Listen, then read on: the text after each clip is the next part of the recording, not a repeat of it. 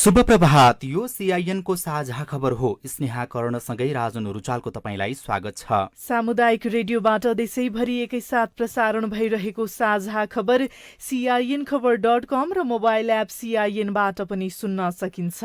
आज 2078 साल साउन 27 गते बुधबार अगस्त 11 तारिक सन् 2021 नेपाल सम्मत 1141 श्रावण शुक्ल पक्षको तृतीया तिथि। साझा खबरमा प्रमुख खबरका शीर्षकहरू। 5 वर्षमा मुलुकको ऋण 10 खर्बले बढ्यो। सरकारी कोष 1.5 खर्ब घाटामा। चालु खर्च धान्न समेत समस्या। अघिल्लो सरकारले ल्याएको अध्यादेश बजेटलाई प्रतिस्थापन गर्न विधेयक ल्याइने। एमसीसी बारे सत्ता गठबन्धनलाई विपक्षी नेता ओलीको प्रश्न। कांग्रेस महाधिवेशन सार्ने विषयमा मतान्तर बढ्दै। लुम्बिनीमा सत्ता पक्षबाटै अधिवेशन बहिष्कारको धम्की। सरकारको भविष्यबारे आज तय हुने। कोरोना संक्रमण दर फेरि बढ्यो। सचेतता अपनाउन विज्ञहरूको सुझाव। ट्विन घटना अनुसन्धानमा भारतको असहयोग। धानको समर्थन मूल्य प्रति क्विन्टल 2900 प्रस्ताव। भारतको विभिन्न राज्यमा बाढीका कारण लाखौं मानिस प्रभावित। तालिबानद्वारा अफगानिस्तानको 8 प्रान्तीय राजधानीमाथि कब्जा। लेबनानमा मानवीय सहायताको खाँचो रहेको राष्ट्रसङ्घको भनाई। र राष्ट्रिय फुटबल टिमको बन्द प्रशिक्षण आजबाट पोखरामा सुरु हुँदै।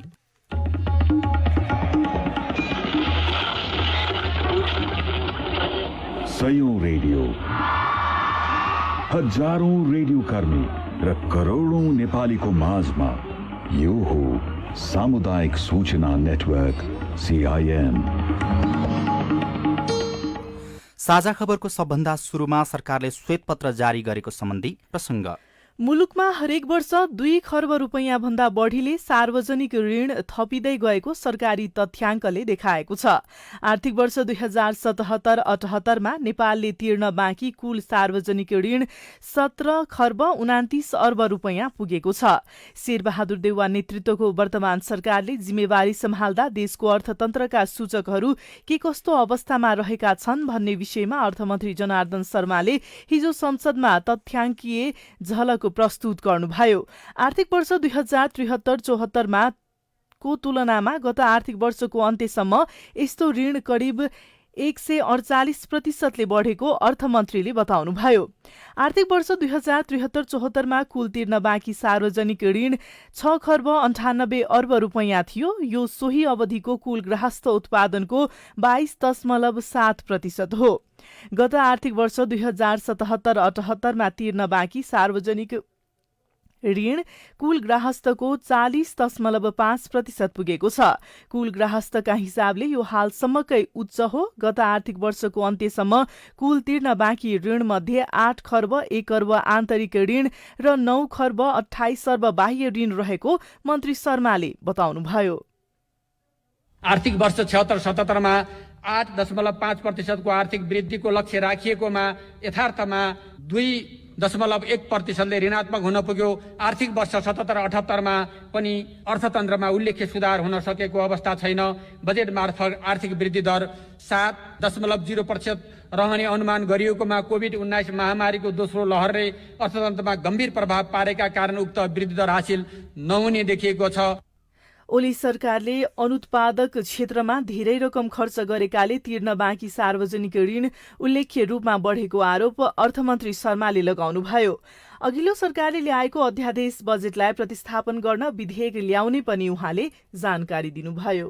अध्यादेश मार्फत बजेट प्रस्तुत गरिएको भए तापनि सरकार एक अविच्छिन्न संस्था हुने स्थापित मान्यता र लोकतान्त्रिक सुसंस्कार अनुरूप आर्थिक वर्ष 78-79 को आय र व्यय अनुमानको अध्यादेश प्रतिनिधि सभा समक्ष पेश गरिसकिएको छ।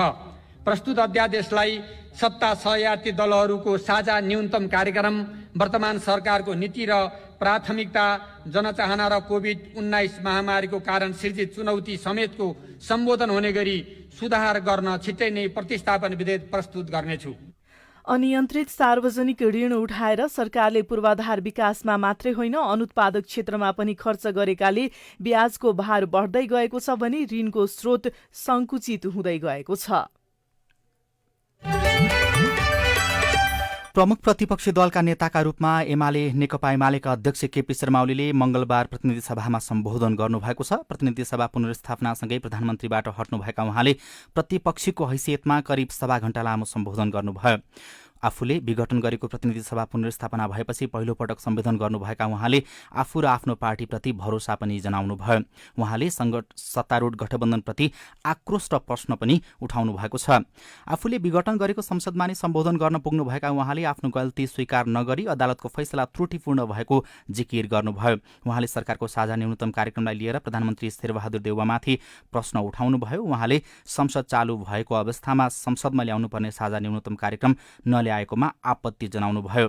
संसद छलेर ल्याएको कार्यक्रममा अमेरिकाको अनुदान सम्झौता मिलेनियम च्यालेन्ज कर्पोरेसन MCC बारे सरकार मौन रहेको उहाँले तर्क गर्नुभयो।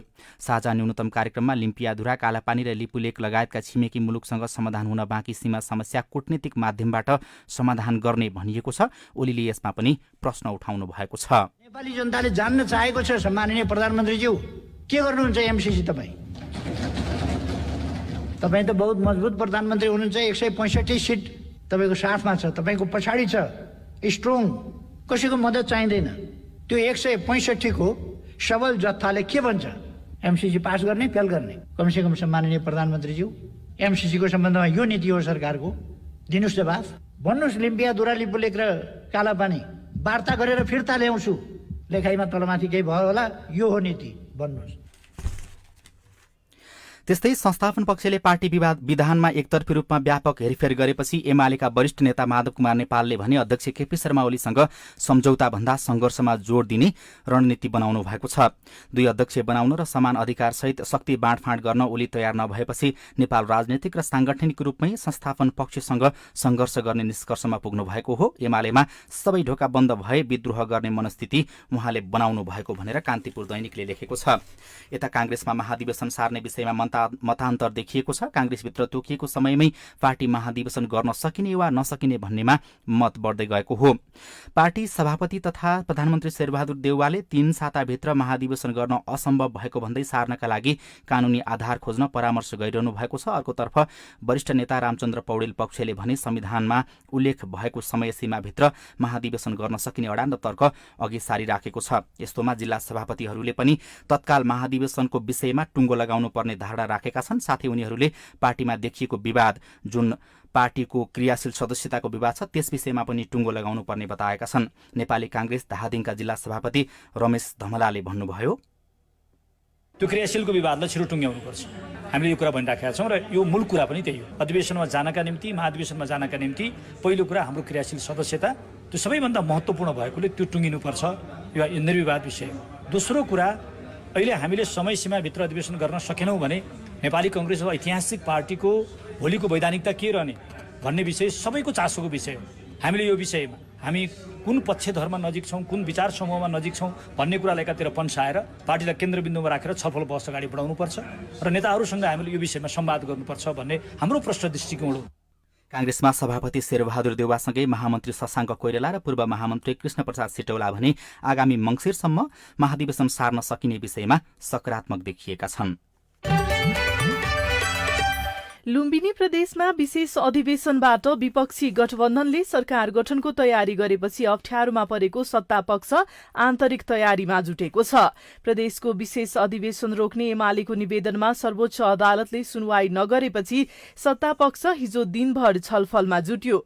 मुख्यमन्त्री शंकर पोखरेलले अविश्वासको प्रस्तावको सामना, विशेष अधिवेशन बहिष्कार वा राजीनामा के गर्ने भन्ने विषयमा छलफल गर्नुभएको थियो। हिजो दिनभर नै केन्द्र र प्रदेशका एमाले नेतासँग छलफल भए पनि निष्कर्ष भने निस्कन सकेन। विपक्षी गठबन्धनका 34 प्रदेश सभा सदस्यले सरकार विरूद्ध साउन 19 गते तेस्रो पटक अविश्वास प्रस्ताव दर्ता गर्दै विशेष अधिवेशन माग गरेका हुन्। प्रदेश प्रमुख अमिक शेरचनले उक्त माग अनुसार आजका लागि विशेष अधिवेशन आह्वान गरेपछि त्यसलाई रोक्नका लागि मुख्यमन्त्री पोखरेल 22 गते काठमाडौँ पुग्नु भएको थियो। विशेष अधिवेशन रोक्न माग गर्दै प्रदेश सभा सदस्य लीला गिरी मार्फत दर्ता गराइएको रिट हिजोका लागि पेशी तोकिएको थियो, तर सर्वोच्चले सुनवाई नै नगरी हेर्न नभ्याइने सूचीमा राखिदिएपछि मुख्यमन्त्री पोखरेल थप संकटमा पर्नु भएको छ। सत्तापक्ष सहभागी नभए पनि प्रक्रिया अघि बढाउन विपक्षीको दबाव रहेको छ। गठबन्धनका सांसदलाई भने कपिलवस्तुबाट लुम्बिनीका होटलहरूमा सारिएको छ। यसैबीच लुम्बिनी प्रदेशका भौतिक पूर्वाधार विकास मन्त्री सन्तोष पाण्डेले पदबाट राजीनामा दिनुभएको छ। शंकर पोखरेल नेतृत्वको सरकारमा पार्टी नीति विपरीत जनता समाजवादी पार्टीबाट गएका मन्त्री पाण्डेले हिजो राजीनामा दिनुभएको हो। गत वैशाख 6 गते मन्त्री बन्नुभएका पाण्डे लगायत 3 जनालाई पार्टीले कार्यवाही गर्दै सांसद पदबाट हटाएको थियो। त्यसका विरुद्ध 3 जना अदालत गए पनि सर्वोच्च अदालतले अन्तरिम आदेश दिन अस्वीकार गरेको थियो। अदालतको निर्णयसँगै पाण्डेले नैतिक कारण देखाउँदै पदबाट राजीनामा दिएको बताउनु भएको छ। अब कोरोना सम्बन्धी प्रसंग। नेपालमा कोरोना भाइरस संक्रमण बढ्दै गएपछि विज्ञहरूले चिन्ता व्यक्त गरेका छन्। 3000 देखि 3500 को हाराहारीमा रहेको कोरोना संक्रमितको संख्या मंगलबार अप्रत्याशित रूपमा बढेर झण्डै 5000 पुगेपछि सर्वरोग विशेषज्ञहरूले कोरोनाको तेस्रो लहर आएको र यसले ठूलो क्षति गर्न सक्ने भन्दै चिन्ता व्यक्त गरेका छन्। हिजो बालबालिकामा पनि ठूलो संख्यामा कोरोना देखिएको भनेर स्वास्थ्य तथा जनसंख्या मन्त्रालयले जनाएको छ। 2 साता यता कोरोना संक्रमण बढेपछि उपत्यकाका कोभिड अस्पतालमा गम्भीर बिरामीको चाप पनि वृद्धि भएको छ। त्रिवी शिक्षण अस्पतालमा श्वास प्रश्वास तथा छाती रोग विशेषज्ञ डाक्टर निरज बमका अनुसार 4-5 दिन यता गम्भीर लक्षण भएका कोरोना संक्रमितले आईसीयू र एसडीयू भरिसकेको अवस्था छ। केही दिन यता छिमेकी र तराईका जिल्लाबाट रेफर भएर आउने बिरामी र सुरक्षाको खोजीमा आफै भर्ना हुन आउने बिरामीका कारण अस्पताल भरिभराउ हुँदै गएको उहाँले बताउनु भएको छ। वीर अस्पतालमा पनि 4-5 दिनदेखि भर्ना हुने कोरोना संक्रमित र ओपीडीमा उपचार गर्नेहरूको संख्या पनि बढेको अस्पतालका फिजिशियन डाक्टर ध्रुव गैरीले बताउनु भएको छ। निषेधाज्ञा खुकुलो भएसँगै कोरोना संक्रमण बढ्दा अस्पताल आउने बिरामीको संख्या पनि बढेको पाटन स्वास्थ्य विज्ञान प्रतिष्ठानले पनि जनाएको छ। कोरोना संक्रमणको दर बढेपछि काठमाडौँ उपत्यकामा जारी निषेधाज्ञा केही कडा बनाइँदैछ भने भदौ 5 गतेसम्म लम्ब्याइएको छ। हिजो काठमाडौँ, ललितपुर र भक्तपुरका प्रमुख जिल्ला अधिकारीको संयुक्त बैठकले भदौ 5 गतेसम्म निषेधाज्ञा लम्ब्याउने निर्णय गरेको हो। नयाँ निर्णय अनुसार बिहिबारदेखि अत्यावश्यक सेवा बाहेक निजी तथा सार्वजनिक सवारी साधन बेलुका 8 बजेपछि सञ्चालन हुन नपाउने बताइएको छ।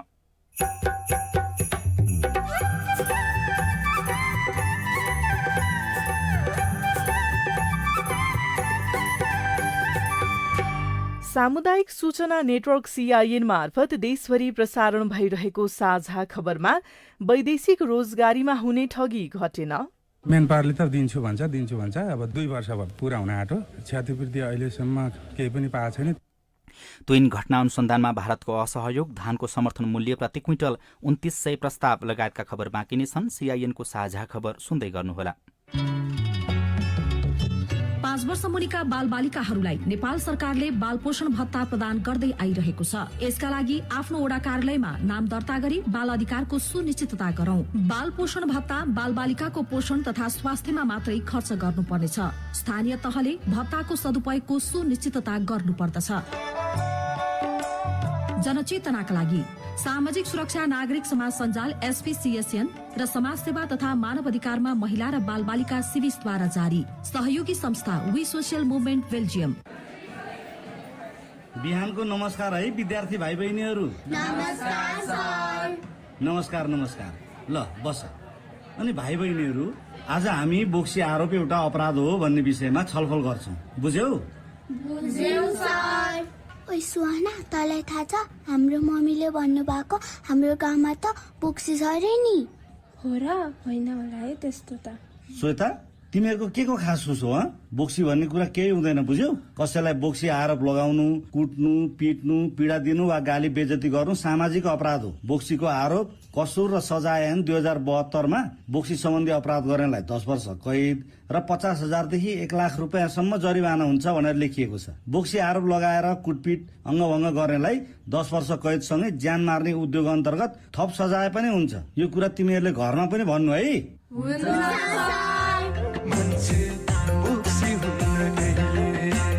यूएनओडीसी को सहकार्यमा महान्यायाधिवक्ताको कार्यालय।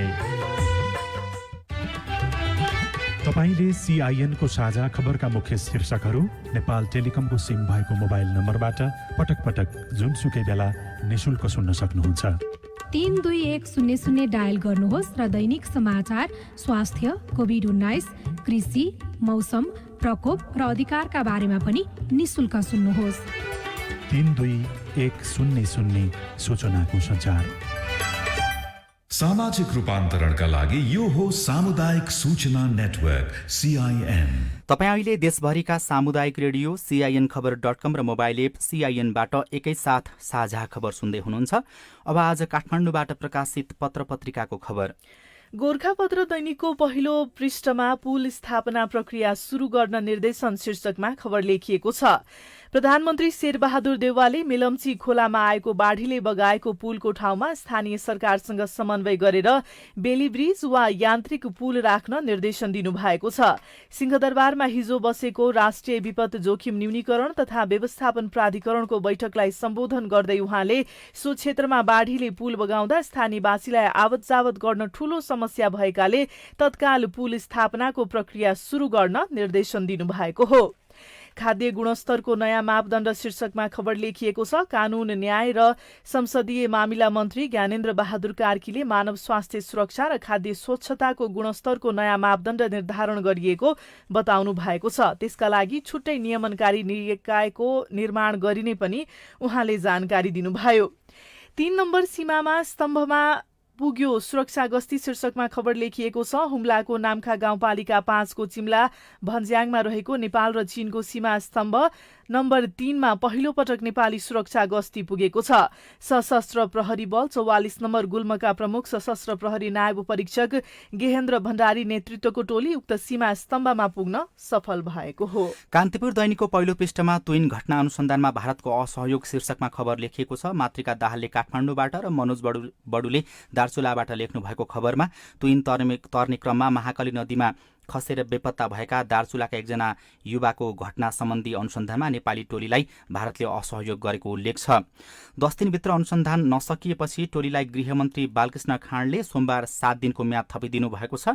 दार्चुला सदरमुकाम खलङ्गा जान साउन 15 गते ब्यास गाउँपालिका 2 खाङदाङ मालघाटमा रहेको तुइनबाट महाकाली तर्ने क्रममा 33 वर्षका जयसिंह धामी खसेर बेपत्ता हुनुभएको थियो। ड्रोन उडाएर बेपत्ताको खोजी गर्नका लागि अनुमति माग्दा समेत भारतले जवाफ नदिएको बताइएको छ। प्रमाण जुटाउन नसकेपछि छानबिन समितिको म्याद 7 दिन थपिएको हो।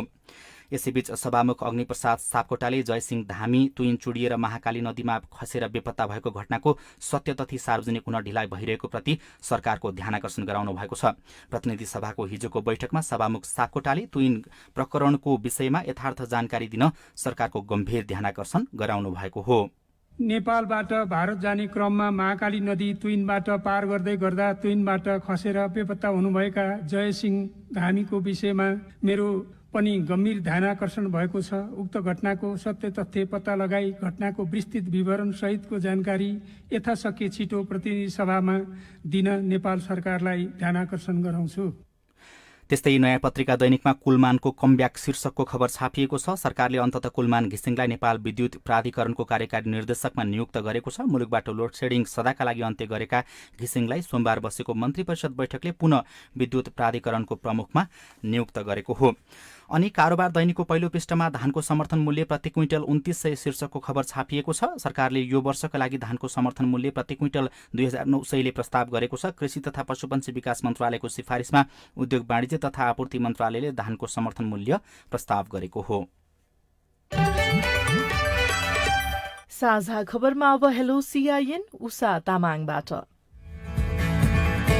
नमस्कार, मेरो नाम जयलाल साई कालीकोटदेखि। मेरो प्रश्न कालीकोट जिल्ला खाडाचक्र नगरपालिकाको मेयर जसी प्रसाद पाण्डेज्यूलाई। खाडाचक्र नगरपालिका 1 मा पर्ने टाढीदेखि मान्मासम्मको बाटोको बेजोग कस्तो छ? यो सम्बन्धित निकायलाई घचघच्याउने कोले हो र किन नघचघच्याउनु भएको? सम्बन्धित निकायलाई घचघच्याउनु पर्ने अब तपाईँ मेयर जस्तो मान्छे भएर यहाँको जनताले तपाईँलाई सम्बन्धित ठाउँमा पुर्याएको कारणले तपाईँले यो प्रश्न गर्न चाहन्छु र यसको जवाब चाहन्छु हजुरबाट। तपाईँको यो प्रश्न हामीले खाडाचक्र नगरपालिकाका मेयर जसी प्रसाद पाण्डेलाई नै सोधेका छौं। सबै टेन्डर भइसकेको छ। अहिलेको पिचमा शेरीघाटदेखि मानव बजार भन्दा अब के टाढीको त्यो सबै खण्ड खण्डको टेन्डर भएको छ।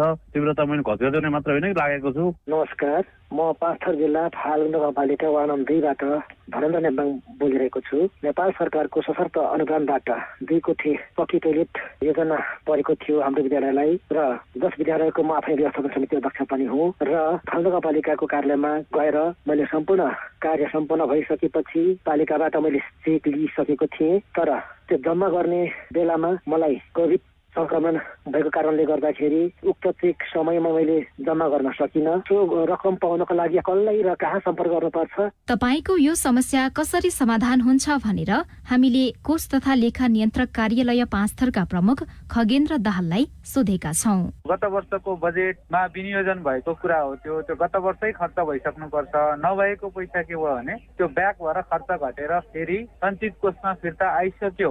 अब हामीले चाहिँ त्यो एउटा स्कुलको सशर्त अनुदानको भनेर बुझ्दैनौँ, किनभने त्यो सबैको एकमुष्ट चेक आउँछ हामीसँग। एउटा चेक त्यो चाहिँ के भने उसले खर्च गर्न नसकेको पैसा सङ्घीय सरकारको सञ्चित कोषमा फिर्ता पठाउँछ। त्यसैले त्यो चाहिँ सञ्चित कोषमा गइसक्यो, गत वर्षको खर्च नभएको पैसा भनेर फ्रिज भएर गइसक्यो। त्यसैले अब गत वर्षको पैसा गत वर्षै भुक्तानी लिन सकिएन भने यो वर्ष लिन सकिँदैन। अनि रौतहटका राजु सदा नागरिकता विहीन भएर बाँच्नु परेको भन्दै सरकारलाई आग्रह गर्दै भन्नुहुन्छ, मधेसका जनता 2063 सालमा जन्मको आधारमा नागरिकता पाएको व्यक्तिहरूको छोराछोरी पढ्न पाएको छैन, विदेश जान पाएको छैन, अनेक काम गर्न पाएको छैन। त्यसको जन्मको आधारमा दिएका नागरिकतालाई वंशज नागरिकता दिनु पर्दाखेरि त्यसलाई रोक लगाइदिएको छ। त्यसलाई तुरुन्तै संसदबाट पारित गरेर र त्यसका बच्चाहरूलाई नागरिकता दिनको लागि हामीले हरेक अनुरोध गर्दछौँ। तपाईँ जुनसुकै बेला हाम्रो आइभीआर नम्बर 0152606646 मा फोन गरेर दिइएको निर्देशन अनुसार आफ्ना प्रश्न, विचार, गुनासो तथा प्रतिक्रिया रेकर्ड गर्न सक्नुहुन्छ। साझा खबरमा अब विदेशको खबर। लेबनानमा आधाभन्दा बढी आप्रवासी कामदार रोजगारविहीन बन्नु परेको संयुक्त राष्ट्रसङ्घले जनाएको छ। उनीहरूलाई तत्काल मानवीय सहायताको खाँचो रहेको भन्दै राष्ट्रसङ्घले आवश्यक पहलका लागि विश्व समुदायलाई आग्रह पनि गरेको छ। तालिबानले अफगानिस्तानको 8वटा प्रान्तीय राजधानीमाथि कब्जा जमाएका छन्। पछिल्लो 10 दिनमा तालिबानले आक्रमण गर्दै अफगानिस्तानका कुन्दुज, जारान्ज, पुल ए खुम्री लगायतका 10वटा राज्यमाथि कब्जा जमाएको हो र भारतका विभिन्न राज्यमा आएको बाढीले लाखौं मानिसहरू प्रभावित भएका छन्। बिहार, उत्तर प्रदेश, उत्तराखण्ड लगायतका राज्यमा केही दिन यता परेको वर्षा र त्यसपछि आएको बाढीका कारण ठूलो क्षति भएको अधिकारीहरूले बताएका छन्। अब खेल खबर। राष्ट्रिय फुटबल टिमको बन्द प्रशिक्षण आजबाट पोखरामा सुरु हुँदैछ। अखिल नेपाल फुटबल संघ एन्फाले आजबाट पोखरा रङ्गशालामा टिमको प्रशिक्षण सुरु हुने बताएको छ। 10 दिनको विश्रामपछि नेपाली टिमले पोखरामा प्रशिक्षण सुरु गर्न लागेको हो। प्रशिक्षणका लागि नेपाली टोली पोखरा पुगिसकेको छ। साफ च्याम्पियनसिप र एसियन कप छनौट अन्तर्गत फाइनल चरणको छनौटका लागि नेपाली टोलीले तयारी गरिरहेको छ। मुख्य प्रशिक्षक अब्दुल्लाह अलमुताइरीको नेतृत्वमा 37 जना खेलाडी बन्द प्रशिक्षणमा रहेका छन् र नेपाल खेलकुद महासंघले हिजो आफ्नो संगठनको भावी नीति र कार्यक्रम तय गरेको छ। कोरोनामा वैदेशिक रोजगारीमा जाने क्रम घट्यो तर ठगी घटेन। रेडियो रिपोर्ट, स्वस्थ जीवनशैली सम्बन्धी सन्देश, अरू खबर र कार्टुन पनि बाँकी नै छ। सीआईएनको साझा खबर सुन्दै गर्नुहोला। गलबन्दी च्यातियो तिमीले तानेर, बोलाउन खोजेको आफ्नै ठानेर। नमस्कार, म गायक प्रकाश सपुत। एकछिन मेरो कुरा सुन्नुहोस् है त। कोभिड-19 विरुद्धको खोप लगाउन सुरु भएको छ। तपाईँ मध्ये केही साथीहरूले लगाइसक्नु पनि भयो होला। खोप आउनु खुसीको कुरा हो, तर यसको मतलब कोभिड-19 हराएको, कोरोना भाइरस गायब भएको भन्ने चाहिँ होइन। कोरोनाबाट बच्ने सबैभन्दा प्रभावकारी माध्यम भनेको मास्क लगाउने हो। मास्क लगाउँदा राम्ररी नाक, मुख र चिउँडो ढाकिने गरी लगाउनुपर्छ। र यदि तपाईँको साथी, घर परिवारको मान्छेहरू मास्क नलगाए हिँड्दैछन् भने मास्क खै भनेर सोध्ने र मास्क लगाउने बानीलाई प्रोत्साहन गर्नुहोला। सही तरिकाले मास्क लगाउने, भौतिक दूरी कायम गर्ने र बेला बेलामा साबुन पानीले हात धुने वा सेनिटाइजर प्रयोग गर्ने गरेमा कोरोना भाइरसबाट बच्न सकिन्छ। कोरोना सम्बन्धी कुनै पनि जानकारी चाहिएमा निशुल्क हटलाइन नम्बर 1115 वा 1133 वा 1116 मा फोन गर्नुहोस्। स्वास्थ्य तथा जनसङ्ख्या मन्त्रालय, राष्ट्रिय स्वास्थ्य शिक्षा, सूचना तथा संचार केन्द्र र सेभ द चिल्ड्रेनको सहकार्यमा जनहितमा जारी सन्देश। तपाईले सीआईएनको साझा खबरका मुख्य शीर्षकहरू नेपाल टेलिकमको सिम भएको मोबाइल नम्बरबाट पटक पटक जुनसुकै बेला निशुल्क सुन्न सक्नुहुन्छ। 32100 डायल गर्नुहोस् र दैनिक समाचार, स्वास्थ्य, कोभिड-19, कृषि, मौसम, प्रकोप र अधिकारका बारेमा पनि निशुल्क सुन्नुहोस्। 32100 सूचनाको सञ्चार। सामाजिक रूपान्तरणका लागि यो हो सामुदायिक सूचना नेटवर्क CIN। साझा खबरमा अब वैदेशिक रोजगारीमा नघटेको ठगीको प्रसंग। अवस्था सामान्य हुन्थ्यो भने नेपालबाट दैनिक 1500 भन्दा बढी युवा वैदेशिक रोजगारीमा गइरहेका हुन्थे। बीचमा ठप्प जस्तै बनेको वैदेशिक रोजगारीमा हाल दैनिक 600 जति युवा गइरहेका छन्। कमाउन विदेश जाने युवाको भीड़ विमानस्थलमा जति देखिन्छ, आफू ठगिएको भन्दै वैदेशिक रोजगार विभागमा आउनेहरूको भीड़ पनि उति नै रहेको छ। कोरोना महामारी शुरू नहुँदै इटहरी सुनसरीका भक्तराज आचार्यले कामका लागि सिंगापुर जान प्यारामाउन्ट म्यानपावर कम्पनीलाई 2,76,000 बुझाउनुभयो। 2 वर्ष भयो, न त उहाँ सिंगापुर जान पाउनुभयो न त पैसा नै फिर्ता आयो। उहाँ सम्बन्धित म्यानपावरलाई कारवाही र आफूलाई क्षतिपूर्तिका लागि वैदेशिक रोजगार विभागमा धाइरहनु भएको छ। मेन पावरले त दिन्छु भन्छ अब 2 वर्ष पुरा हुन आँटो। क्षतिपूर्ति अहिलेसम्म केही पनि पाएको छैन। सिन्धुलीका भक्तबहादुर मगर असिन पसिन भएर विभागका कोठा कोठामा पुगिरहनु भएको थियो। कारण बुझ्दा थाहा भयो छोरालाई अस्ट्रेलिया पठाउन गत माघमै म्यानपावरलाई 2 लाख बुझाउनु भएको उहाँ ठगिनु भएको रहेछ।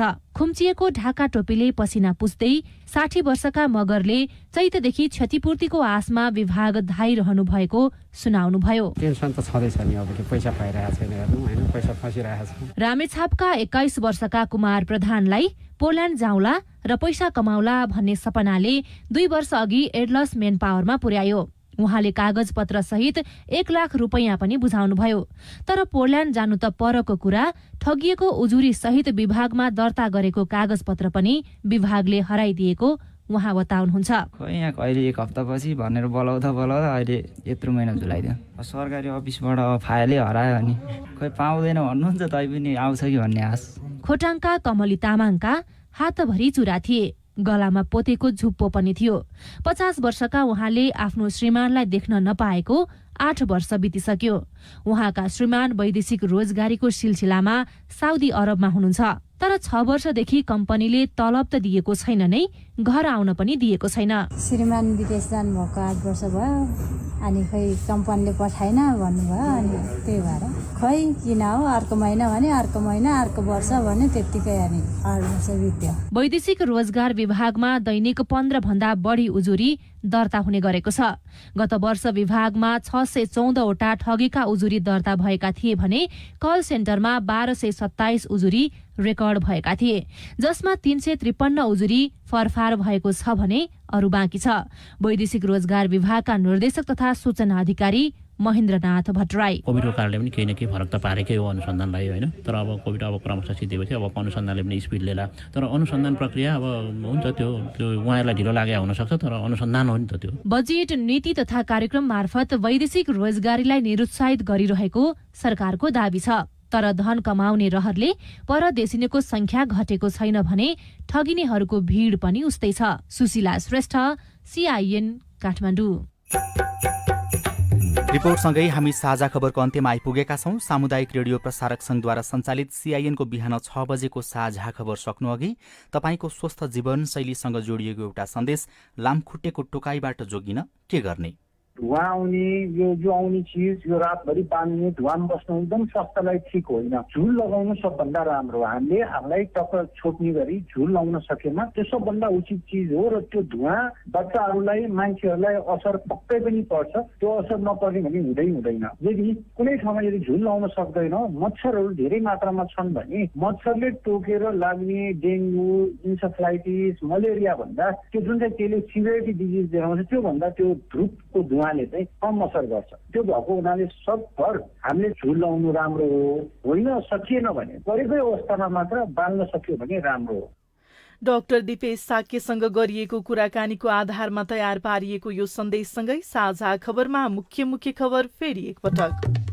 5 वर्षमा मुलुकको ऋण 10 खर्बले बढ्यो। सरकारी कोष 1.5 खर्ब घाटामा, चालु खर्च धान्न समेत समस्या। अघिल्लो सरकारले ल्याएको अध्यादेश बजेटलाई प्रतिस्थापन गर्न विधेयक ल्याइने। MCC बारे सत्ता गठबन्धनलाई विपक्षी नेता ओलीको प्रश्न। कांग्रेस महाधिवेशन सार्ने विषयमा मतान्तर बढ्दै। लुम्बिनीमा सत्ता पक्षबाटै अधिवेशन बहिष्कारको धम्की। सरकारको भविष्यबारे आज तय हुने।